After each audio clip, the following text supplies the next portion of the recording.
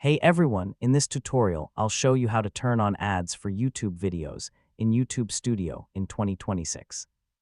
So if you're already monetized and want to start earning from your videos, this guide will show you exactly what to do. First, open YouTube in your browser and sign in to your account.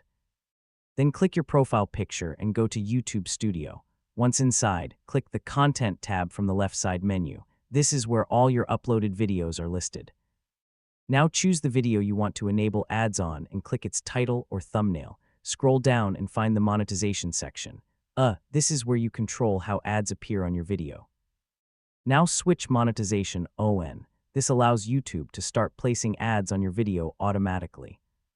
Next, you can select ad types like skippable ads, non-skippable ads, display ads, and mid-roll ads if your video is long enough.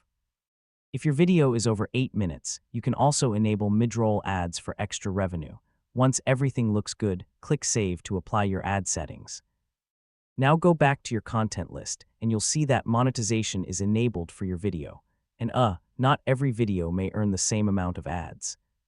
It depends on your audience, topic, and advertiser demand. So that's how to turn on ads for YouTube videos in YouTube Studio in 2026.